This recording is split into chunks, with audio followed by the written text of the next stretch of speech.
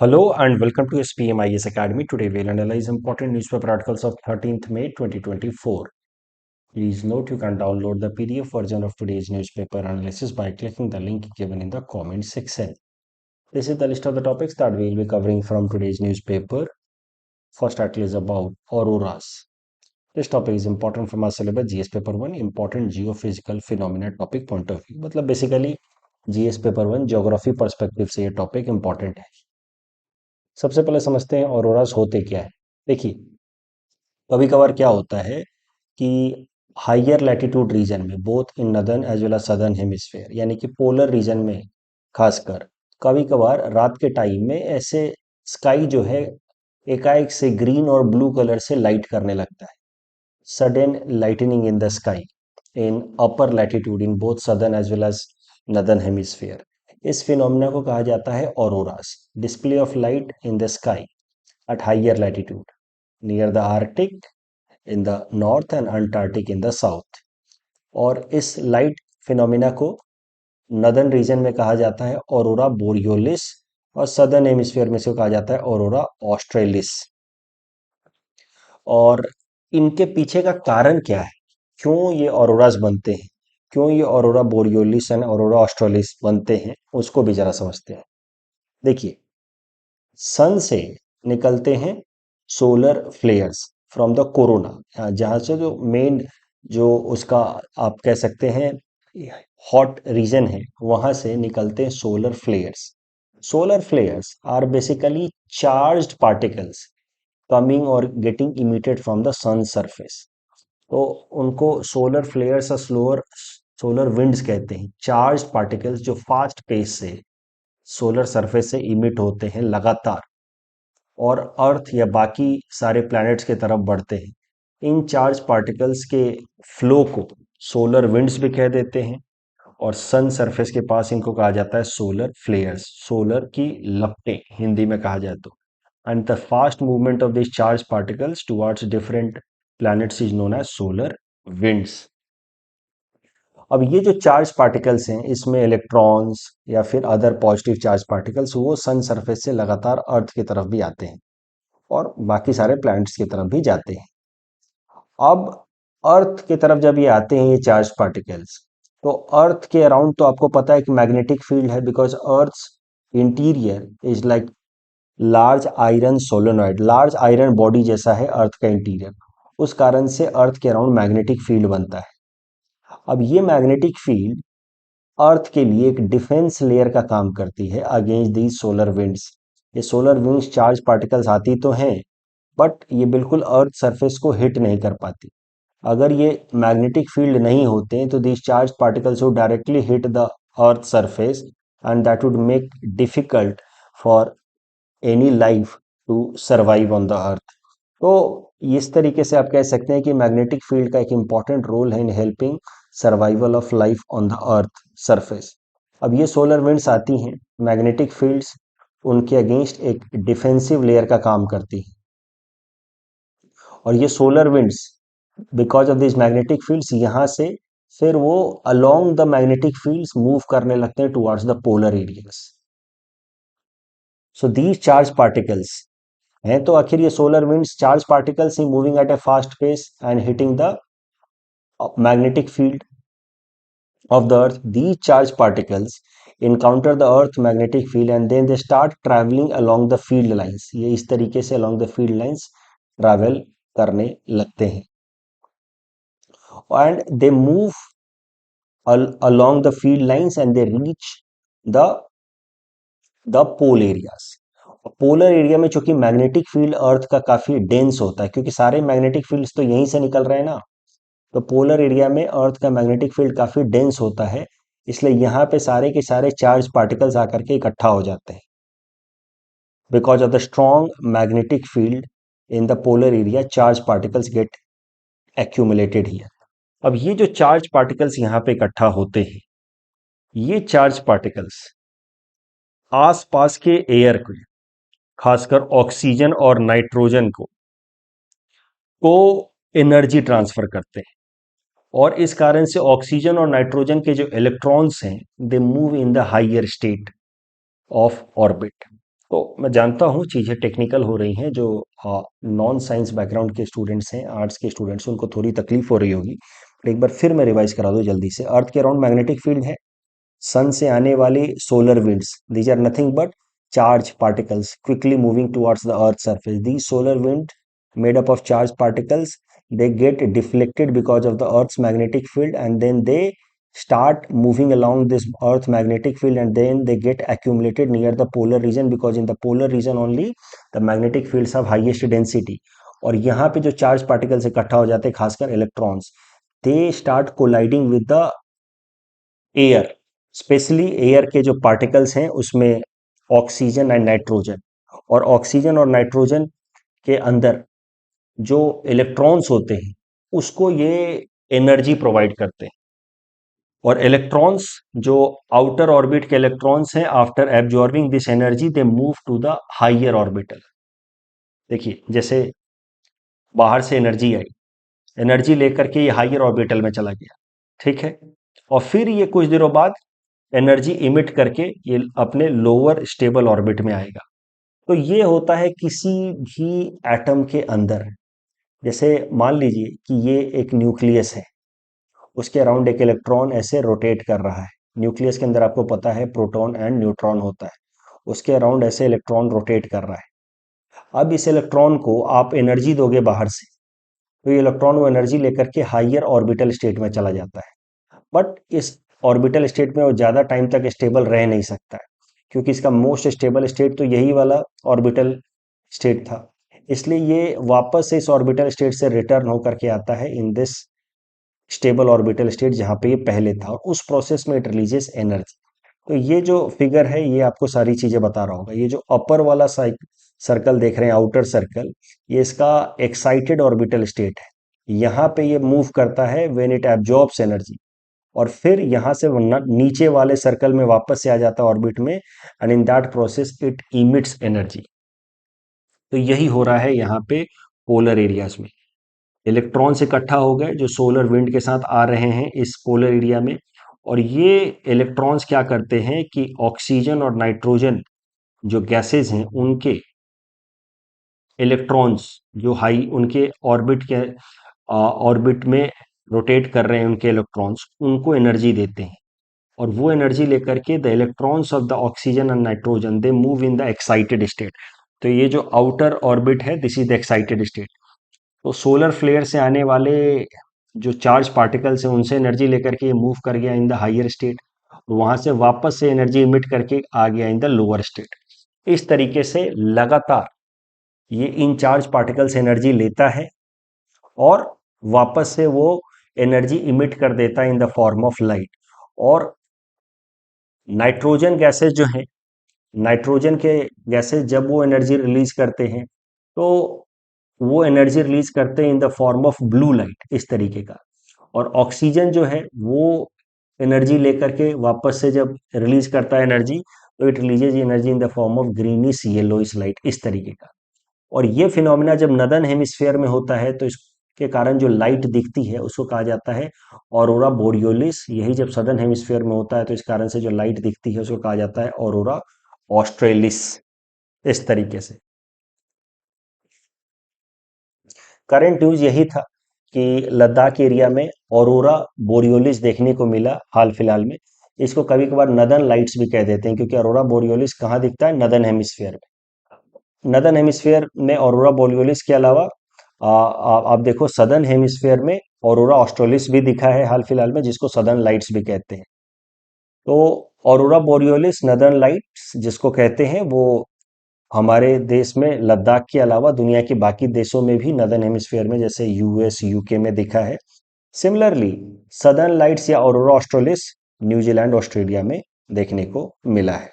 तो ये है phenomena aurora borealis and aurora australis का। इसके ऊपर इस तरीके का मेंस में प्रैक्टिस क्वेश्चन आ सकता है कि what are auroras, how they occur, and examine their effect. तो उनका इफेक्ट क्या होता है, ऑरोरा क्या होते हैं, वो तो मैंने आपको बता ही दिया। हाइयर लैटिट्यूड रीजन में बनते हैं, also known as polar lights, aurora borealis and aurora australis in northern and southern hemisphere respectively.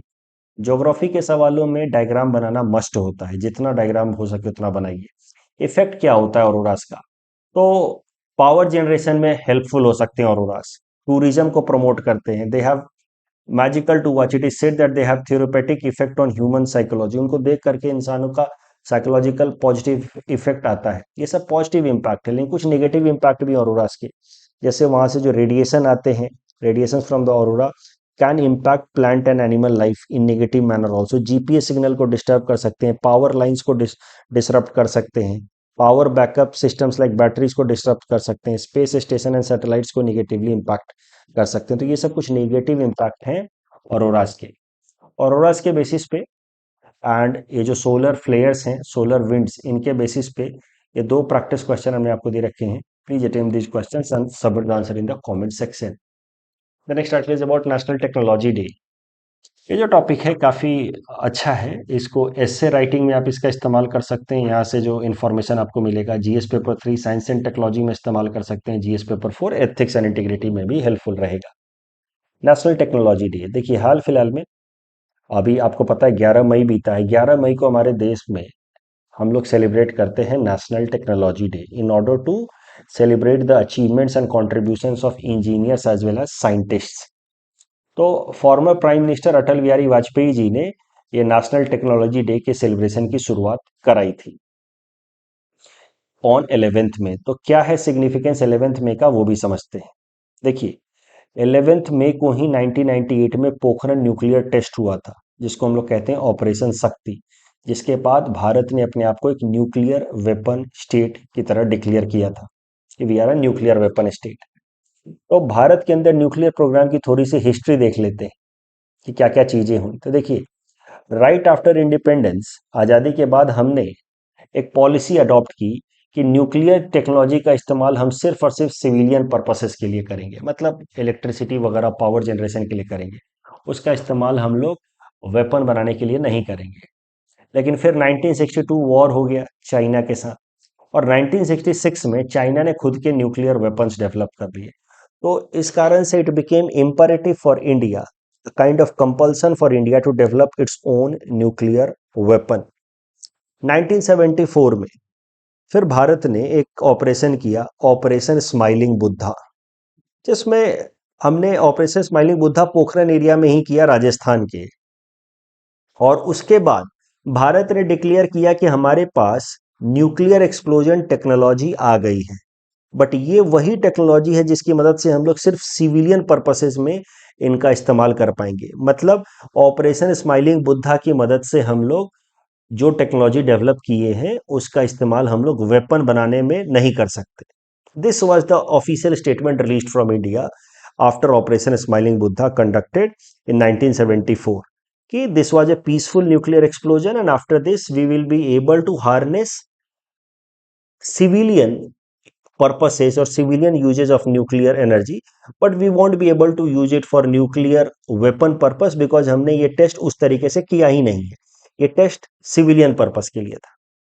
ठीक है, बट फिर भी दबाव बनता रहा भारत के ऊपर, ऐसी बातें सामने आ रही थी कि चाइना अब पाकिस्तान को भी न्यूक्लियर टेक्नोलॉजी दे रहा है और न्यूक्लियर वेपन डेवलप करा रहा है इन सरप्टिशियस मैनर, चोरी छुपे। तो भारत के लिए तो टू फ्रंट खतरा बनता जा रहा था। एक तरफ चाइना तो ओपन न्यूक्लियर वेपन स्टेट बन चुका था and Pakistan is also developing nuclear weapon, ऐसी खबरें आ रही थी। तो ऐसे हालत में फिर 1998 में उस वक्त के प्रधानमंत्री अटल बिहारी वाजपेयी जी ने फैसला किया कि अब भारत अपना खुद का न्यूक्लियर टेस्ट करेगा और उसके बाद हम लोग न्यूक्लियर वेपन टेक्नोलॉजी भी खुद की डेवलप करेंगे। और इस तरीके से 1998 में वापस से पोखरण में एक्सपेरिमेंट्स हुए। ऑपरेशन स्माइलिंग बुद्धा भी पोखरण में हुआ था, ऑपरेशन शक्ति भी पोखरण में ही हुआ, राजस्थान। और इस ऑपरेशन शक्ति के सक्सेस के बाद भारत ने अपने आप को डिक्लेयर कर दिया as a nuclear weapon state, कि हमारे पास न्यूक्लियर वेपन बनाने की भी टेक्नोलॉजी आ गई है। तो मुख्य अंतर जो ऑपरेशन स्माइलिंग बुद्धा और ऑपरेशन शक्ति में था वो यही था कि operation smiling Buddha was done to develop technology for peaceful nuclear purposes and India confirmed after the success of Operation Smiling Buddha that India will be using this technology only for civilian purpose. Operation Shakti में India upfront announced कि we are going to use this technology for military purpose and India is now a nuclear weapon state. ये मुख्य अंतर था Pokhran 1 and Pokhran 2 test में। पोखरण 2 जो test हुआ था, it was conducted and it was declared a success on 11th May only. उस दिन के बाद से भारत सरकार ने 11th मई को नेशनल टेक्नोलॉजी डे डिक्लेयर कर दिया, और उस दिन से हम लोग इसको नेशनल टेक्नोलॉजी डे की तरह सेलिब्रेट करते हैं। लेकिन भारत ने जो न्यूक्लियर वेपन डेवलप किया, वो डेवलप किया डेटरेंस पर्पस के लिए, मतलब दूसरे देशों को भारत के ऊपर अटैक करने से रोकने के लिए।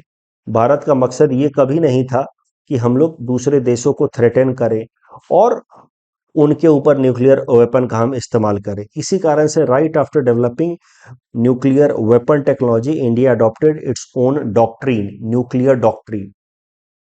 उस न्यूक्लियर डॉक्ट्रिन में इंडिया अडॉप्टेड कि we are going to follow these principles. No first use, यानी कि हम पहले किसी के ऊपर न्यूक्लियर वेपन का इस्तेमाल नहीं करेंगे। लेकिन हाँ, अगर हमारे ऊपर कोई इस्तेमाल करता है, न्यूक्लियर वेपन अटैक करता है, then we will retaliate in a massive manner. फिर हम लार्ज स्केल पर रिटेलिएट करेंगे।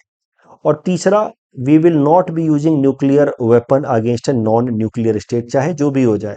किसी नॉन न्यूक्लियर स्टेट के ऊपर हम लोग न्यूक्लियर वेपन का इस्तेमाल नहीं करेंगे।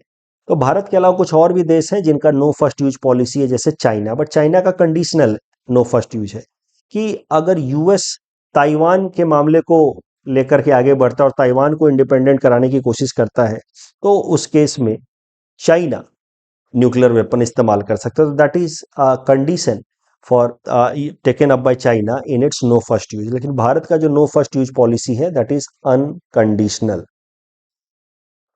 तो ये बात हो गई नेशनल टेक्नोलॉजी डे की।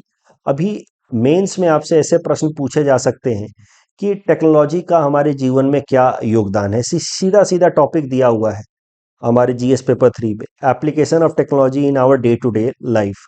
तो थोड़ा बहुत एग्जांपल देख लेते हैं। Integration of health data and services under national digital health mission, financial services reach every home through UPI, services like Aadhaar based services, DigiLocker, DigiYatra, FASTag, ये सब टेक्नोलॉजी का एग्जाम्पल है, making our life easier at grass root level. India scientific progress getting global recognition. तो पोखरण 2 के 25 साल पूरे हो गए ऑपरेशन शक्ति के। उसके अलावा हमारा ग्लोबल इनोवेशन इंडेक्स में रैंकिंग लगातार सुधरते जा रही है। इसरो ने अभी आपको पता है चंद्रयान 3 सक्सेसफुल तरीके से लॉन्च किया, soft landing on the southern region of moon. तो that was a great achievement. तो ये तो बात हो गई नेशनल टेक्नोलॉजी डे की, the article that came in Indian Express. लेकिन नेशनल टेक्नोलॉजी डे के अवसर पे असम ट्रिब्यून में भी एक इंपॉर्टेंट आर्टिकल आया है आज के दिन। उससे भी कुछ पॉइंट्स निकाल करके देखे जा सकते हैं। ये पॉइंट सीधा सीधा रट लीजिए। ऐसे राइटिंग में अगर कभी मान लीजिए टेक्नोलॉजी पे प्रश्न आ गया, ऐसे आ गया, तो वहां पे ये पॉइंट्स आप इस्तेमाल कर सकते हैं। और जीएस में तो कर ही सकते हैं पेपर 3 में। स्पेस सेक्टर में कुछ बेसिक बातें वैसे तो आपको पता ही होगा। India launched Aryabhata, the first indigenous satellite in the year 1975। उसके अलावा इंटरप्लानेटरी मिशन हमारा जो सबसे सक्सेसफुल था वो था मार्स ऑर्बिटर मिशन 2013। उसके अलावा Aditya L1 and then recently Chandrayaan 3, all of them are huge success and that have created a very distinguished name for India in space sector, especially for its space agency ISRO. IT sector में Infosys, TCS, Wipro, they have expanded their footprint globally. Bangalore has emerged as Silicon Valley of India. Payment system में बात की जाए तो UPI payment system, RuPay card, e rupee, ये सब concepts लाए गए हैं। डिजिटल पब्लिक इंफ्रास्ट्रक्चर में इंडिया स्टैक का कॉन्सेप्ट मैं ऑलरेडी हाल फिलहाल में करा चुका हूँ और कंटेंट इनरिचमेंट पार्ट 2 में नोट्स दे भी चुका हूँ 2 अप्रैल 2024 को। तो India stack digital public infrastructure, जिसमें digital identification, digital data transfer, data sharing, वो सब कुछ की जा सकती है। तो डिजिटल पब्लिक इंफ्रास्ट्रक्चर भारत में उसको कहा जाता है India stack, that is also an example of technology. Genetic science में centre for cellular and molecular biology open किया सीएसआईआर ने। DNA fingerprinting for forensic. Genome India project, जिसमें 10,000 इंडियन जेनोम्स की सीक्वेंसिंग की गई है। आसाम स्पेसिफिक अगर बात की जाए तो now we are coming up with establishment of a semiconductor manufacturing unit which is first in north east. ठीक है, ये तो बात हो गई टेक्नोलॉजी की। लेकिन टेक्नोलॉजी पे मैंने थोड़ा सा अलग सा प्रश्न दिया है, इसका एथिक्स में कैसे प्रश्न बन सकता है न्यूक्लियर वेपन के ऊपर, वो प्रश्न मैंने यहाँ दिया है। Can a country justify development of nuclear weapons on ethical grounds? How do you evaluate India's position of nuclear weapons on ethical ground? तो न्यूक्लियर वेपन्स का पोजीशन रखना, इसको एथिकल बेसिस पे जस्टिफाई किया जा सकता है कि नहीं, ये है पहला प्रश्न। तो बेसिकली आपको लिखना है कि nuclear weapons could be evaluated on the basis of two broad ethical approaches, deontological approach and teleological approach. Deontological approach की बेसिस पे अगर इवैल्यूएट किया जाए तो holding nuclear weapon is unethical because weapon will only cause destruction. Bad means leads to bad end only. This is the deontological approach. But from teleological approach, if we think, so there the purpose or the outcome or the end becomes more important. On the basis of end, we decide whether the approach is right or wrong. तो teleological approach की मदद से अगर देखा जाए तो अगर कोई कंट्री पावर प्रोजेक्शन के लिए कर रहा है, दूसरों को थ्रेटन करने के लिए अगर न्यूक्लियर वेपन डेवलप कर रहा है, जैसे कि यूएस ने किया नागासाकी बॉम्बिंग और हिरोशिमा बॉम्बिंग की 1945 में, तो उस केस में टीलियोलॉजिकल अप्रोच से भी इसको अनएथिकल या सेल्फिश कहा जाएगा। ठीक है, डिओंटोलॉजिकल अप्रोच से तो आप जस्टिफाई कर ही नहीं सकते न्यूक्लियर वेपन का होल्ड करना, वो तो अनएथिकल है ही। टीलियोलॉजिकल अप्रोच से भी अगर आप किसी को थ्रेटन करने के लिए कर रहे हैं तो that and is not right, जो यूएस ने किया, तो इसलिए इसको अनएथिकल कहा जाएगा। बट अगर डेटरेंस के लिए या सेल्फ डिफेंस के लिए कर रहे हैं, जैसे भारत ने किया है, तो उसको जस्टिफाइड माना जाएगा। हम क्यों कह रहे हैं कि भारत ने सिर्फ डेटरेंस के लिए या सेल्फ डिफेंस के लिए न्यूक्लियर वेपन डेवलप किया है? क्योंकि भारत की नो फर्स्ट यूज पॉलिसी इसका प्रमाण देती है। It is testament that India has developed nuclear weapon just for deterrence and self-defense because India has a doctrine of no first use. Also, India follows the principle of complete disarmament. दुनिया के अगर सारे देश nuclear weapon give up करने को तैयार हैं, तो हम भी अपने न्यूक्लियर वेपन को छोड़ने के लिए तैयार हैं। India believes in complete disarmament. But जिस तरीके के disarmament treaties worldwide promote किए जा रहे हैं, जैसे कि एनपीटी या CTBT, these are partial and promoted by some powerful countries with vested interest. इसी कारण से इंडिया इनको अग्री नहीं कर रहा है। Next article is about vibrant village programme. This topic is important from our syllabus GS paper 2 international relations point of view. Vibrant village programme 2022-23 के budget में सरकार ने अनाउंस किया था। इसके अंतर्गत जो चाइना से लगे हुए हमारा बॉर्डर एरियाज है, उनके इंफ्रास्ट्रक्चर को इन्हांस करना है, स्ट्रेंथन करना है। तो चाइना से लगा हुआ जो बॉर्डर एरिया है, वहां पे housing, tourism, infrastructure, renewable energy, इन सबको प्रमोट करना है। इस तरीके का और भी कुछ कुछ प्रोग्राम चलाया जा रहा है बॉर्डर एरियाज में, जैसे कि border area development programme, border infrastructure management schemes. ये सारे जो बॉर्डर एरिया में इंफ्रास्ट्रक्चर डेवलप किए जाते हैं, this is done by an organisation जिसका नाम है बॉर्डर रोड ऑर्गेनाइजेशन, BRO। हाल फिलहाल में न्यूज ये आई कि भारत सरकार कम से कम 113 नए रोड्स डेवलप कर रही है along Arunachal Pradesh, Uttarakhand and Sikkim under its vibrant village programme. देखिए, वाइब्रेंट विलेज प्रोग्राम पे सीधा सीधा प्रश्न तो नहीं आना चाहिए मेंस में, लेकिन कभी भी अगर प्रश्न आ जाए कि चाइना जो इनकर्सन कर रहा है on China India border in specially Arunachal Pradesh area, तो उसके लिए भारत सरकार क्या क्या अप्रोच ले रही है, तो कई सारी चीजें हैं, जैसे regular patrolling and all, surveillance, satellite based surveillance. उसके अलावा एक इनिशिएटिव आप ये भी लिख सकते हैं कि government of India has recently brought vibrant village programme in order to develop the infrastructure of the border areas so that we could halt China's illegal incursion on the Indian side. इस topic के basis पे prelims practice question हमने आपको दे रखा है। Please attend this question and submit the answer in the comment section. The next article is about India's trading partners. This topic is important from our syllabus GS paper 3 Indian economy point of view. देखिए, साल 2023-24 fiscal year के लिए China has emerged as India's largest trading partner, surpassing the US, as per a report released by GTRI, global trade research initiative. ये organisation का नाम ज़्यादा याद रखने की जरूरत है नहीं, बट आप डेटा देखो। भारत का सबसे बड़ा ट्रेड पार्टनर साल 2023-24 के लिए, यानी कि जो बीता हुआ फिस्कल ईयर है, उसके लिए हो गया है चाइना। चाइना के साथ हमारा ट्रेड था 118.4 बिलियन का, जबकि दूसरे नंबर पे है यूएस, इसके साथ हमारा ट्रेड 118.3 बिलियन डॉलर का रहा है। तो मार्जिनली चाइना ट्रेड में यूएस के साथ आगे, यूएस की तुलना में आगे निकल गया है as far as its trade with India is concern. लेकिन अगर हम ट्रेड के डिटेल्स देखें, if we see the breakup points, then you will realise कि चाइना के साथ हमारा 118 बिलियन डॉलर का ट्रेड है, उसमें से 101 बिलियन डॉलर भारत इंपोर्ट करता है और $16 बिलियन या $17 बिलियन के पास हमने एक्सपोर्ट किया है। सो हमने 101 बिलियन का सामान खरीदा है चाइना से और सिर्फ 16 या 17 बिलियन का सामान बेचा है। तो इफेक्टिवली $85 बिलियन का हमारा ट्रेड डेफिसिट है चाइना के साथ। जितना सामान हम बेचते हैं उसकी तुलना में कई सारा सामान ज़्यादा हम खरीदते हैं। Effectively we have a huge trade deficit with China. वहीं यूएस के साथ हमारे रिलेशंस थोड़े उल्टे हैं। अगर $118 बिलियन का ट्रेड है तो उसमें से $40 बिलियन का हम इंपोर्ट करते हैं, $77 बिलियन का एक्सपोर्ट करते हैं। तो ओवरऑल इंडिया का ट्रेड सरप्लस है with respect to US of about $37 billion. तो यूएस के साथ हमारे रिलेशंस में ये फायदे हैं। अब इसके बेसिस पे ऐसा प्रश्न मैं उम्मीद कर रहा हूँ जीएस पेपर 3 में इंडियन इकोनॉमी में कि China emerged as India's largest trading partner in the fiscal year 23-24। In this context, discuss why ban on Chinese product will be counterproductive for Indian economy. What should be India's approach? सीधी सी बात है। अब जब China हमारा largest trading partner बन के निकला है तो अब फिर से सवाल उठेगा, फिर से प्रपोजल आएगा कि चाइनीज प्रोडक्ट को बैन कर दिया जाए भारत के अंदर, क्योंकि हमारा ह्यूज ट्रेड डेफिसिट है। तो पहले इस स्टेटमेंट को जस्टिफाई कीजिए। China has emerge as largest trading partner in the fiscal year 23-24। Justify this statement by giving right या appropriate data.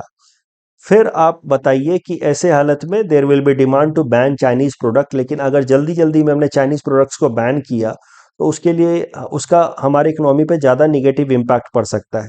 Overall trade deficit में वाइडन, ओवरऑल हमारा ट्रेड डेफिसिट बढ़ सकता है। क्यों? क्योंकि हम चाइनीज प्रोडक्ट इसलिए खरीदते हैं क्योंकि वो सस्ते हैं। अगर चाइना के साथ हम ट्रेड बैन कर देंगे तो वही प्रोडक्ट दूसरे देशों से खरीदेंगे जैसे जापान या कोरिया से, तो और महंगा आएगा, जिससे हमारा ट्रेड डेफिसिट ओवरऑल और बढ़ जाएगा। भाई चाइना को नुकसान कराने के चक्कर में अपना और नुकसान क्यों कराना है? Poor and middle class will be affected, क्योंकि चाइना से जो सस्ते प्रोडक्ट्स आते हैं, ओप्पो रियलमी के फोन्स, वो मिडिल क्लास ज़्यादा कंज्यूम करता है। अगर उनको बैन कर दिया जाएगा तो वही सामान अब कॉस्टलियर प्राइसेस में खरीदना होगा coming from other countries like Japan, Taiwan and all. Manufacturing sector of India will be negatively impact, क्योंकि कई सारे ऐसे कैपिटल गुड्स चाइना से बन करके आते हैं। अगर उनको बैन कर दिया गया तो सीधा सीधा मैन्युफैक्चरिंग कॉस्ट ऊपर जाएगा। Trade ban with China will hardly impact China but it will impact India more, क्योंकि भारत और चाइना का जितना भी ट्रेड है वो चाइना के ओवरऑल ट्रेड का सिर्फ 3% है, लेकिन भारत और चाइना का जितना भी ट्रेड है वो भारत के ओवरऑल ट्रेड का 10% है। तो अगर हम उसको बैन करते हैं तो हमारे ऊपर डिस्प्रोपोर्शनेटली हाइयर इम्पैक्ट पड़ेगा। Plus India will also loose credibility before foreign investors. अगर हम लोग एब्रप्ट तरीके से बैन लगाते हैं तो फिर फॉरेन इन्वेस्टर्स के सामने हमारा इमेज टार्निश होगा कि we do not follow credible policy और वेरी स्टेबल पॉलिसी। हम लोग पॉलिसीज को बहुत एब्रप्ट तरीके से बदलते हैं। That way we can lose credibility before foreign investors. Plus WTO के अंदर भी हमारे अगेंस्ट चाइना केस कर सकता है। So these may be the problems if we suddenly go for ban on Chinese products. But what should be the solution? एक long term policy बननी चाहिए, 20 से 25 साल की पॉलिसी बननी चाहिए, जिसमें धीरे धीरे सेक्टर बाय सेक्टर हमें चाइनीज प्रोडक्ट्स को फेज आउट करना चाहिए। ये सीडीपी सुरक्षा पे जो प्रश्न हमने दिया था उसमें all the statements are valid. उसके अलावा ग्लोबल बायोफ्यूल अलायंस में तीसरा स्टेटमेंट गलत है। That's all from our side for today. Thanks for watching.